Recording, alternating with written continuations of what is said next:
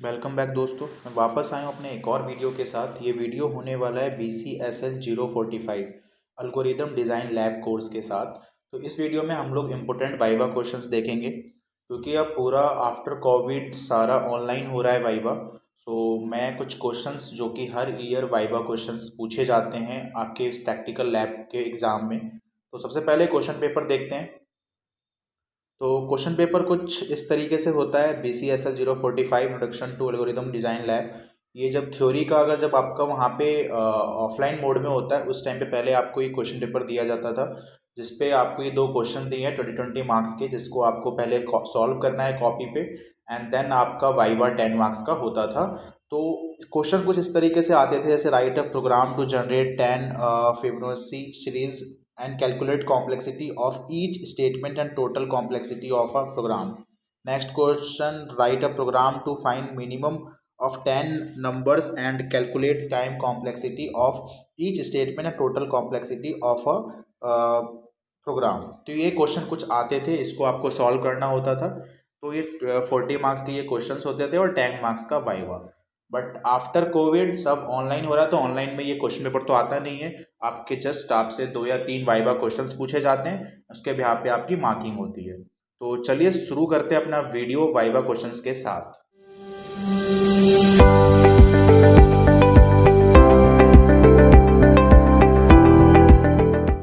तो फर्स्ट है, what is an algorithm, what is the need for an algorithm. तो an algorithm is a well defined computational procedure that takes some values or the set of values as an input and produces a set of values or some values as an output। algorithm एक well defined computational procedure है जो कि कुछ values को लेता है और set of values जो भी होती है उसको as an input लेता है और produce करता है set of values और some values as an output। ठीक है। नीड फॉर एल्गोरिदम, एल्गोरिदम की नीड क्या है? The algorithm provides the basic idea of the problem and an approach to solve it. Algorithm एक तरीके से एक बेसिक आइडिया है किसी प्रॉब्लम को सॉल्व करने के लिए। जैसे इसके कुछ some reasons to use an algorithm. The algorithm improves the efficiency of an existing technique to compare the performance of the algorithm with respect to other techniques. The algorithm provides a reasonable understanding of the flow of the program. Let's say अगर मुझे दिल्ली जाना है नोएडा से, तो इसको इस वहाँ जाने से पहले मैं अपने माइंड में या अपने जो भी एक प्लान तैयार करूंगा कि मुझे यहाँ से फर्स्ट ये ऐसे इस थ्रू जाना है, किस मोड में जाना है, बाय रोड जाना है तो बाय बस से जाना है या ऑटो से जाना है या कैसे जाना है। विच इज जो एक ग्राफ हम माइंड में ड्रॉ करते हैं, वो एक तरीके से अल्गोरिदम है। इन केस ऑफ प्रोग्राम, कोई भी प्रोग्राम के बारे में हम सोच रहे हैं, कोई भी के बारे में अगर हम सोच रहे हैं, तो उसको लिखने से पहले उसके बारे में एक ड्रॉ करना, एक स्केच बनाना कि इस प्रॉब्लम को हम किस तरीके से सॉल्व कर सकते हैं, एक अप्रोच, उस अप्रोच को अल्गोरिदम कहते हैं। ठीक है। अगला, what is the complexity of algorithm. Algorithm की कॉम्प्लेक्सिटी क्या होता है?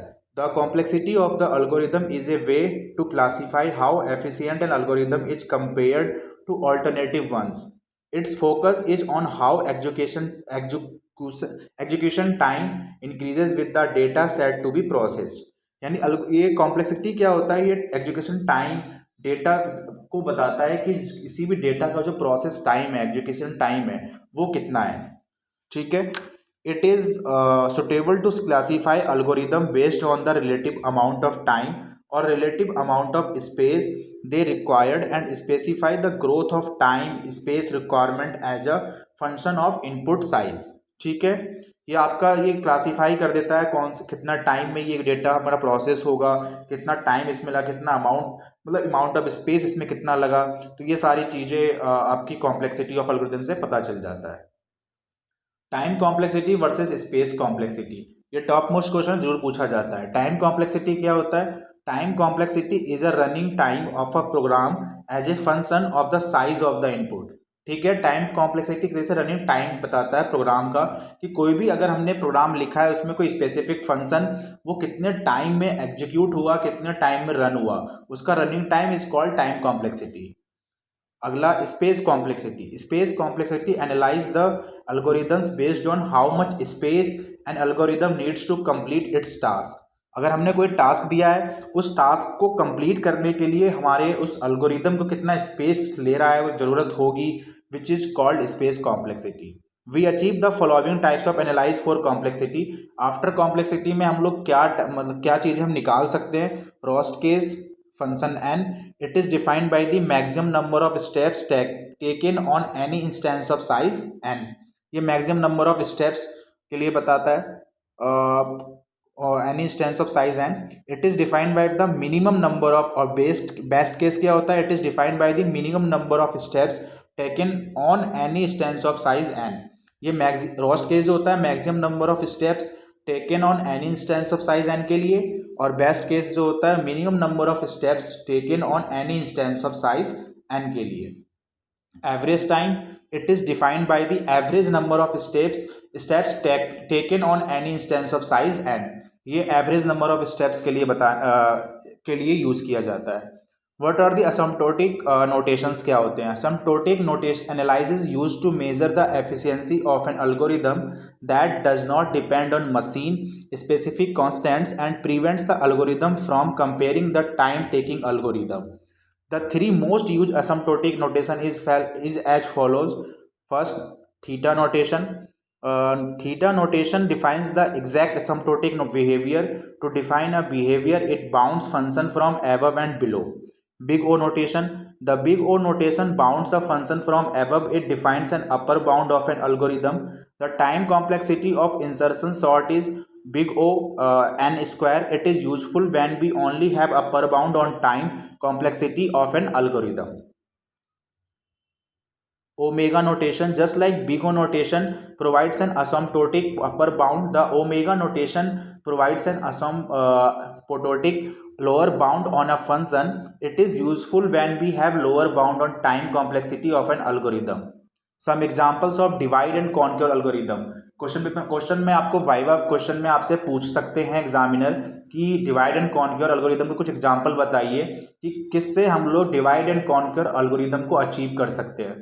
तो some problems that use divide and conquer algorithm to find their solution are listed below, जैसे मर्ज सॉर्ट हो गया, quick sort, binary search, Strassen's matrix multiplication, closest pair.